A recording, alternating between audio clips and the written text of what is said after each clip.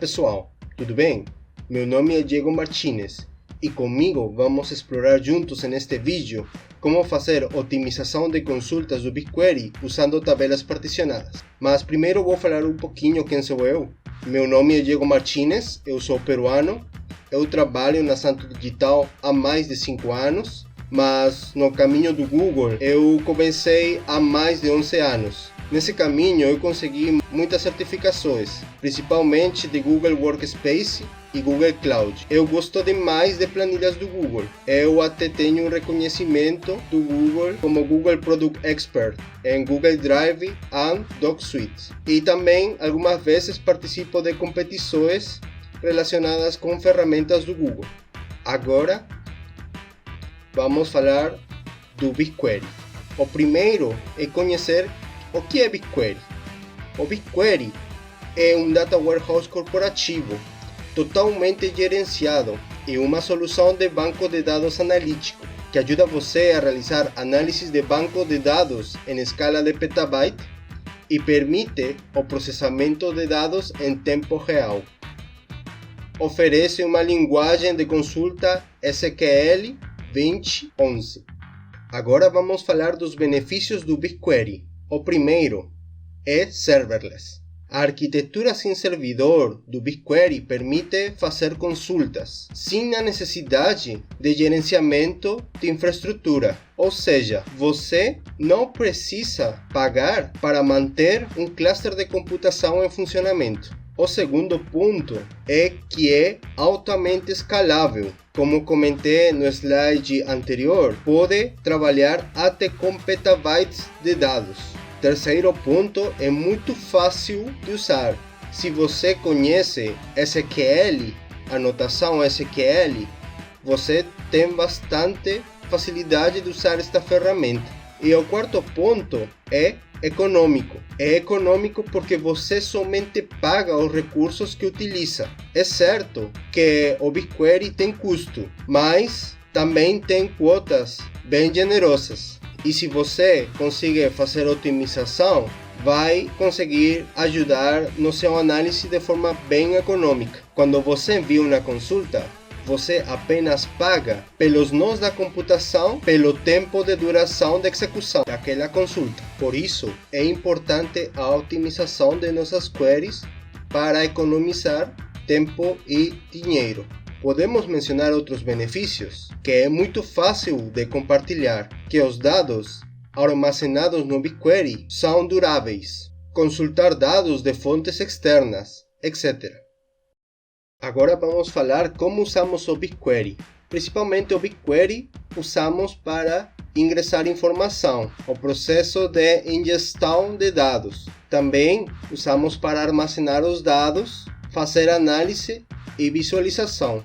Os dados que recebemos no BigQuery podem ser enviados em formato de batch, cada certo tempo por lotes, ou streaming, por exemplo, talvez um dispositivo com IoT. Também podemos receber informação estruturada e semi-estruturada. Uma vez que esses dados são armazenados, podemos fazer nossas análises e finalmente isso vai nos ajudar a usar outras ferramentas, por exemplo, para visualizar esses resultados, como por exemplo Looker Studio, Looker, até planilhas do Google também. Planilhas do Google tem uma funcionalidade chamada Connect Sheet que permite olhar as informações do BigQuery. Agora vamos olhar mais no detalhe sobre a arquitetura do BigQuery. O BigQuery tem uma camada de armazenamento e tem outra camada de computação. Essas camadas de computação e armazenamento operam com muita eficiência de maneira independente. Agora vamos falar dos recursos do BigQuery. Usar o BigQuery envolve utilizar vários recursos do Google Cloud Platform, incluindo projetos, datasets e tabelas. Basicamente, todo o Google Cloud Platform obedece a uma estrutura. No nível mais alto está a organização, como estamos vendo no lado esquerdo. Essa organização pode ter folders. Cada folder pode ter um ou mais projetos. É importante destacar que nossa informação que vai ser armazenada vai estar associada a um projeto do Google. Opcionalmente, a gente poderia até configurar uma billing account. O BigQuery tem um conceito que se chama Sandbox, ou seja, nesse Sandbox você consegue fazer testes, fazer consultas sem custo, mas tem algumas limitações. Por isso que realmente é opcional essa linha, porque pode usar BigQuery sem a necessidade de inserir um cartão de crédito. Agora, dentro do projeto, nós vamos ter um conceito bem importante para o BigQuery, que é o dataset. O dataset é o conjunto de dados. Esse conjunto de dados vai ter 0 ou mais tabelas. E não somente pode ter tabelas, pode ter outros elementos. Ainda continuando visualizando nosso diagrama do lado direito, aí vemos que um projeto pode ter um ou mais datasets, tem uma conexão e trabalha também com jobs. Então, o dataset pode ter 0 ou mais tabelas. Por exemplo, no lado esquerdo, um dataset poderia ter uma tabela 1, uma tabela 2, X tabelas. E cada conjunto de dados ou dataset pode ser compartilhado com uma pessoa em específico. Agora, olhando o conceito de tabela. Uma tabela é uma estrutura linha-coluna, conformado por muitos campos, ou seja, tem um esquema que descreve colunas altamente tipificadas. Cada tabela necessariamente pertence a um dataset. Por outro lado, outro conceito importante é o conceito de job. O job são ações executadas pelo BigQuery para carregar, exportar, consultar ou copiar dados. Como tinha comentado, não somente um dataset poderia ter tabelas, poderia incluir outros elementos, como uma view ou visualização, um modelo Machine Learning e tabelas particionadas, que é justamente o que vamos aprofundar neste vídeo. Perfeito, agora vamos a falar sobre a otimização de consultas. Este ponto é muito importante, porque o BigQuery é econômico, mas tem custo de armazenamento e custo de processamento. Neste caso de otimização de consulta, vamos focar no custo de processamento e vamos aqui comentar algumas das melhores práticas. E depois eu vou mostrar e vamos fazer alguns exemplos de como aproveitar estas melhores práticas. Aqui somente vou mencionar algumas. Consulte apenas os dados que você precisa. Somente colocar aqueles dados que você quer retornar. Outra boa prática é reduza os cálculos caros e melhora a eficiência nas queries. Aqui principalmente falamos de join.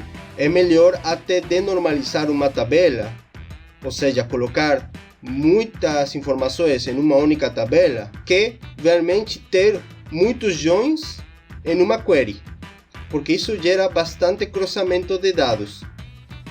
Outro ponto é aproveitar o caching e Materialized Views. Aproveite as funções de agregação aproximadas. Outra boa prática é criar tabelas particionadas e clusterizadas no BigQuery. Principalmente vamos a focar em a criação de tabelas particionadas. E como seguinte ponto é entrar na otimização na prática. Então, vou compartilhar aqui, vou mostrar alguns exemplos. Beleza, pessoal. Então, agora estão vendo minha tela. Estou compartilhando a página principal do BigQuery. Então, vou criar um projeto novo. Vou clicar aqui. Novo projeto. E vou chamar Playground My Demos Live. Vou criar dentro desta organização e vou clicar aqui no botão de criar.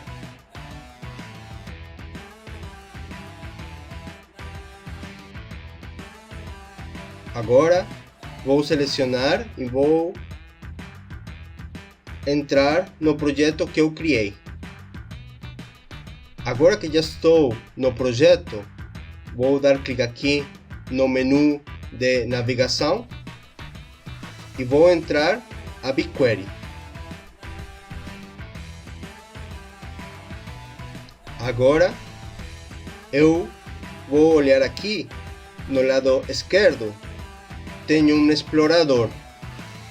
Aqui eu consigo adicionar datasets públicos.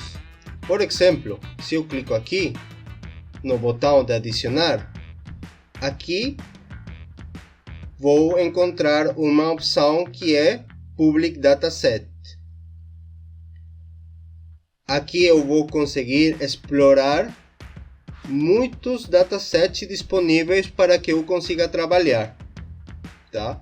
Por exemplo, algo de e-commerce, posso pesquisar e encontro que posso trabalhar com Look e-commerce e Google Analytics Sample. Neste caso também, porque já estou mais acostumado, também ao momento de clicar adicionar, posso marcar como destacado um projeto. E um projeto que eu sugiro bastante para vocês é colocar aqui Data to Insights. Isso vai mostrar aqui um projeto também com datasets públicos. Tá bom? Podemos trabalhar com os datasets que eu mostrei, mas também temos a opção de poder trabalhar com estes de aqui. Eu gosto mais deste projeto porque tem mais elementos para poder trabalhar. Por exemplo, se eu vou aqui a e-commerce, eu até tenho modelos de Machine Learning que eu posso usar para algum teste. Se você está entrando por primeira vez no BigQuery, muito provavelmente no topo vai aparecer uma mensagem que está trabalhando em modo sandbox. Isso é normal. Em modo sandbox você não tem custo financeiro, então legal. Depois eu vou comentar algumas situações que podem acontecer, mas você pode fazer consultas, pode copiar, então senta essa liberdade de testar. Agora eu vou entrar aqui e vou pesquisar, por exemplo, este dataset que eu vou trabalhar principalmente aqui neste vídeo, All Sessions Row. Este dataset está utilizando informações do Google Merchandising Store, ou seja, a loja do Google que vende, por exemplo, stickers, roupa, etc. Tudo usando a marca do Google. Então, se eu dou aqui uma visualização no esquema, eu vejo todos os campos que tem essa tabela. Lembram que anteriormente eu tinha comentado, né, que primeiro temos um projeto, que neste caso se chama Playground My Demo Live. Temos dataset, neste caso vou trabalhar com o dataset e-commerce, e dentro do dataset temos 0 ou mais tabelas. Neste caso vou trabalhar com a tabela All Session Row, e dentro das tabelas temos campos. Esses campos que estão aqui são colunas. Então, se eu vejo aqui no preview, eu consigo olhar os dados que tem essa tabela. Aqui comenta na parte de embaixo, podemos ver quantos registros tem essa tabela. E cada coluna é um campo. Então, desse jeito, nós conseguimos fazer uma query. Conseguimos compartilhar, conseguimos copiar, etc. Até exportar. Por exemplo, vou fazer clique aqui e vou clicar em New Tab. Como vocês estão vendo, está aparecendo uma consulta query. Se eu coloco aqui asterisco, então eu vou ver que estou processando 5.63 GB, porque eu estou por fazer uma consulta.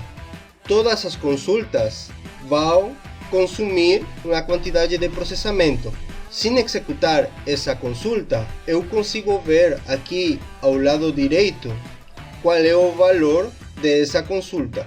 É justamente aqui onde vamos a começar nossos primeiros passos de otimização. Por exemplo, se eu tiro isto daqui, limite 1000, você vai perceber que não gerou nenhuma mudança, porque o BigQuery é um banco de dados columnar, ou seja, aqui as informações são armazenadas em colunas. Por isso, se eu coloco aqui, por exemplo, um campo, que neste caso, por exemplo, Full Visitor ID, vou clicar aqui e vou selecionar e vou copiar e colar aqui.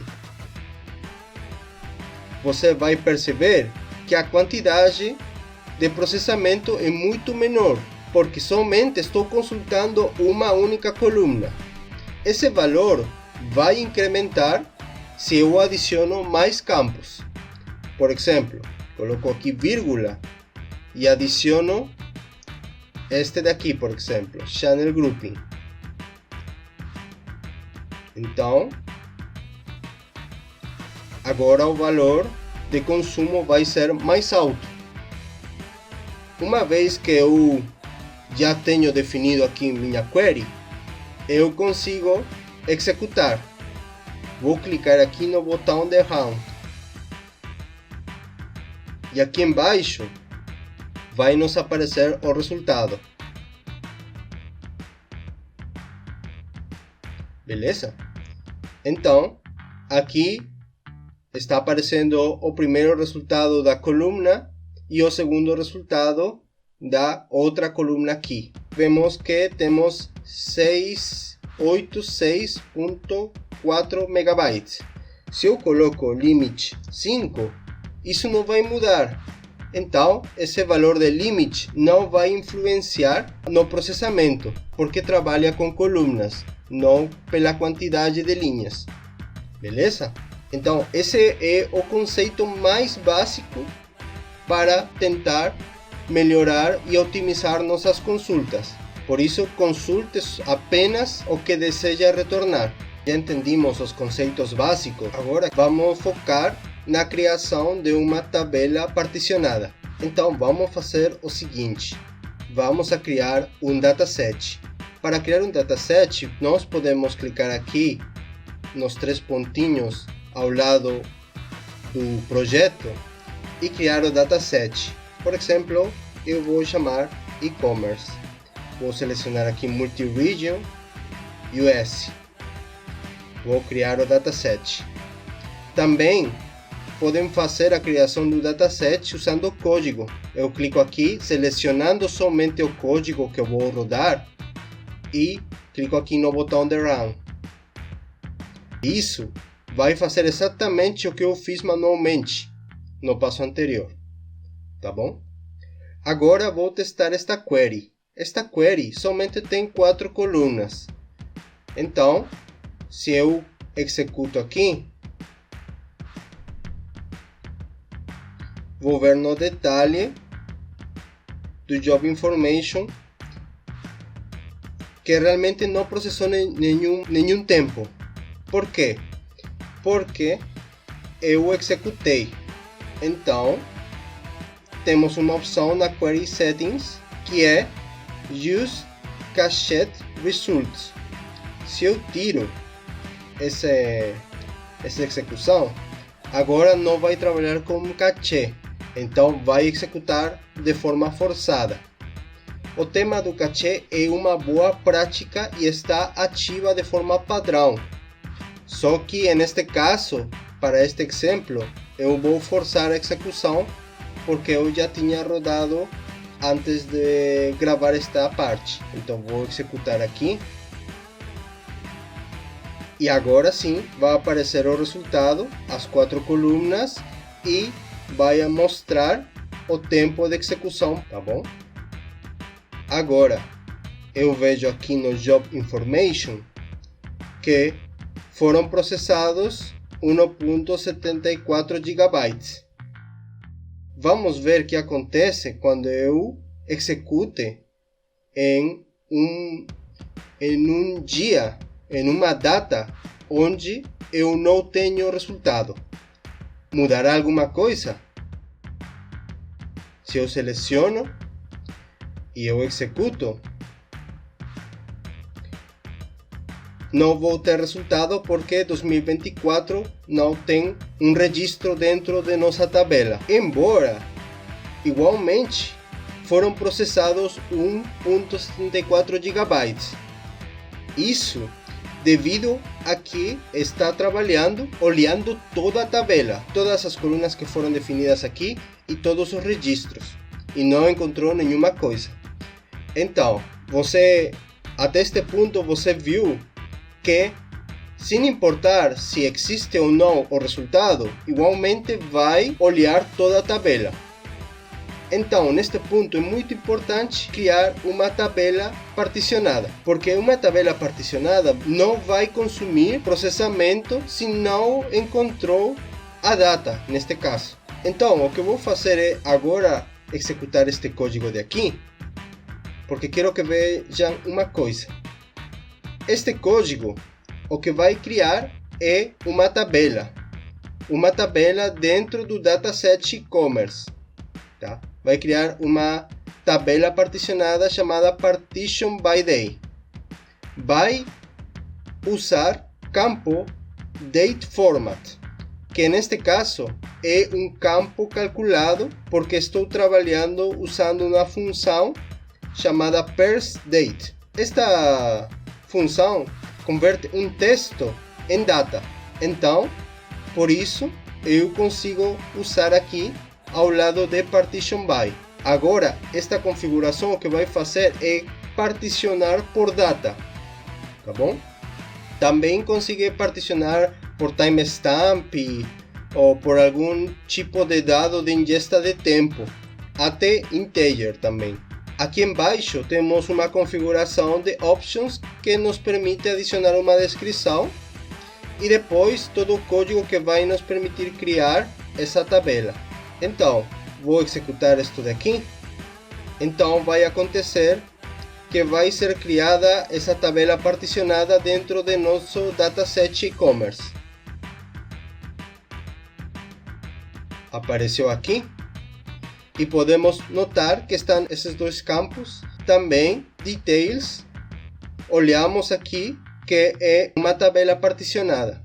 Então, aqui está a descrição que eu adicionei.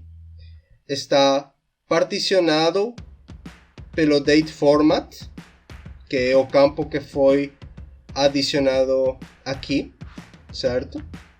Está particionado por dia. E neste caso a partition não expira. E beleza, então deu certo. Agora vamos a testar. Se eu tento olhar, por exemplo, se tem informações, nem precisamos executar. Podemos entrar aqui em partition e podemos olhar em preview. E em preview vai nos mostrar todos os dados. Agora aqui um ponto importante se você está usando o Sandbox. Se você está usando o Sandbox, por restrição, máximo, o tempo de expiração são 60 dias. Então, se são 60 dias, você vai olhar aqui que a partition expiration vai aparecer aqui 60 dias. E você também vai perceber que se você testa, você não vai ter nenhum dado preenchido aqui. O que acontece é que esse dataset que nós estamos utilizando tem como data máxima esta daqui. Então, a essa data incrementa os 60 dias limite do Sandbox. Por isso que a tabela, se você testa no Sandbox, vai ficar em branco. Mas, como eu estou em um ambiente já associado a uma billing account e tenho marcado como que não tem uma data de expiração, então eu não tenho problemas e eu consigo adicionar e visualizar aqui. Se você deseja mexer depois que muda de Sandbox para o Full BigQuery, você consegue alterar essa tabela adicionando aqui em Options Partition Expiration Days. E aí coloca, por exemplo, neste caso eu coloquei essa quantidade, que é para 10 anos. Então, Você também pode colocar null para que nunca expire, né? Mas, neste caso, por exemplo, se eu executo esse código, o que deveria acontecer é que vai mudar essa configuração que atualmente tenho na tabela particionada.